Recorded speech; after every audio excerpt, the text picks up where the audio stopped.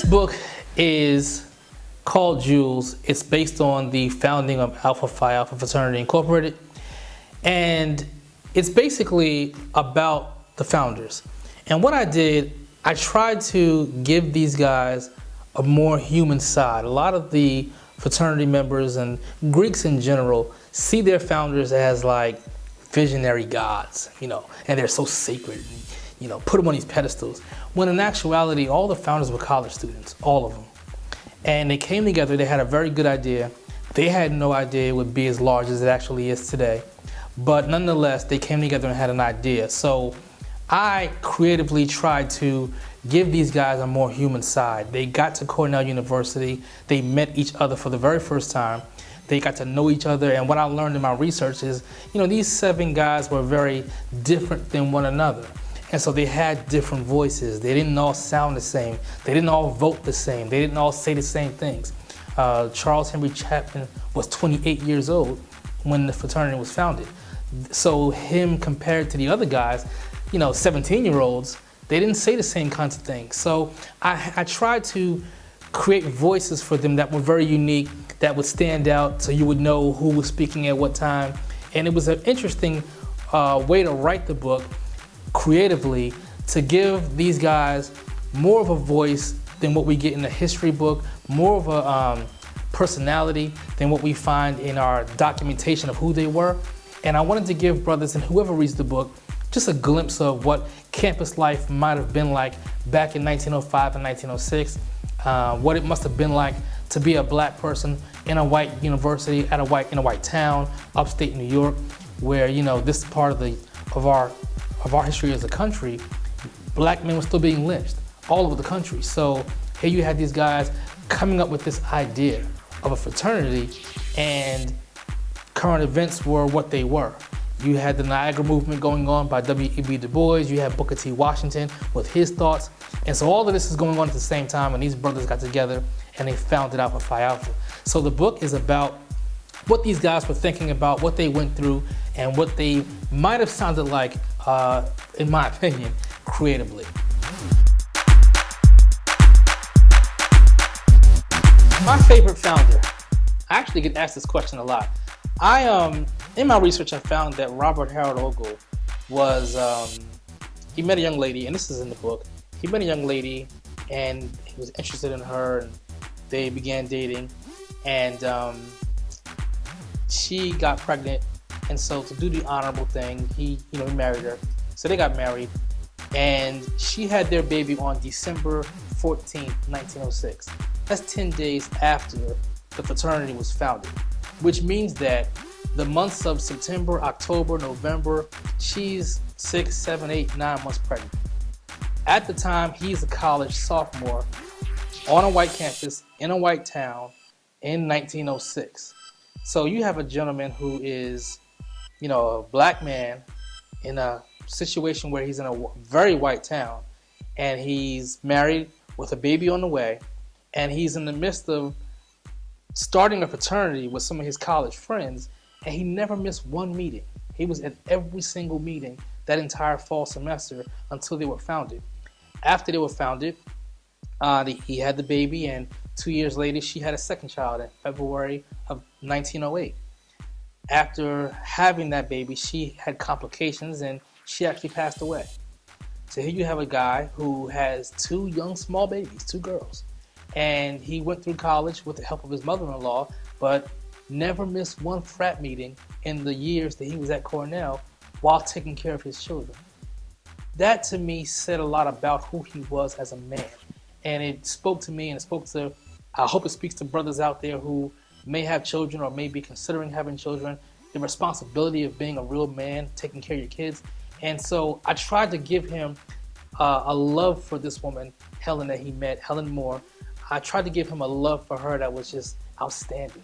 When he first met her, when he went through the dating process with her in the book, the history book doesn't go into those kinds of stories. The history book gives us dates, times, and locations of what the fraternity did or, was on the steps of doing. Whereas I tried to give you a little bit of the lives of these guys. And so Robert Harold Ogle became my personal favorite. And then I met Robert Haroko's grandson, who was an Alpha, and it was great speaking with him because he read the book and he was telling me how much he enjoyed reading about his own grandfather. He felt like he learned a little bit about his own grandfather that he didn't know, and so that was an outstanding time for me to meet his grandson. So my personal favorite is Jewel Robert Harold Ogle. He was a man who took care of his responsibilities, yet was always very, very active in the building in the first few years of our fraternity. Who is this book for? Obviously, it's for brothers of Alpha Phi Alpha, but not only that, if you are a lover of history, if you love fraternity life or sorority life or even campus life, or if you want to know some of the beginnings of how this fraternity culture began, then you would enjoy this book. It really dives deep into campus life. It goes into some of the white fraternities that were established back then. Two of our founders were working in the houses of the fraternities that were already on campus, and they learned a lot of what they saw in those situations. So it's not a book strictly for alphas.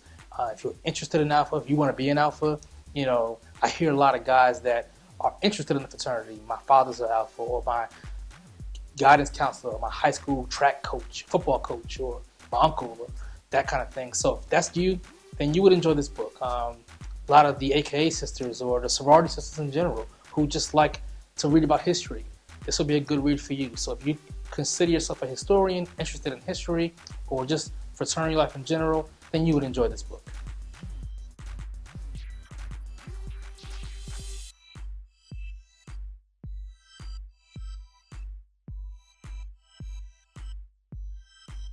The Alpha Hashtag History Project.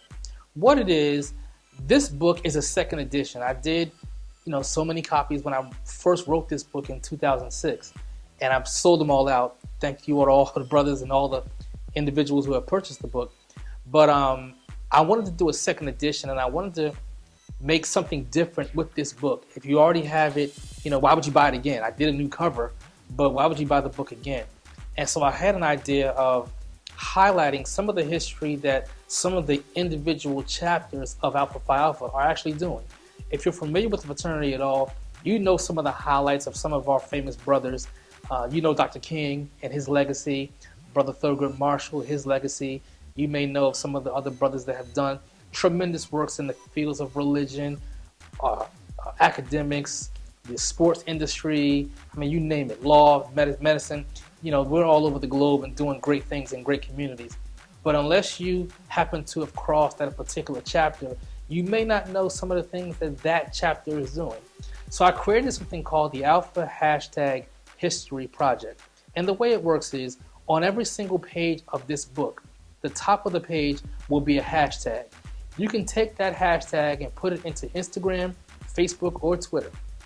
When you drop that hashtag in, it will bring up a fact about that chapter that you probably would not know unless you happen across that chapter. And so I put a call out to the brothers and said, send me some information about your home chapter where you crossed that. And brothers were very responsive, and I got almost 200 chapters that responded. And I learned some great stories about some of these chapters, things that I never knew.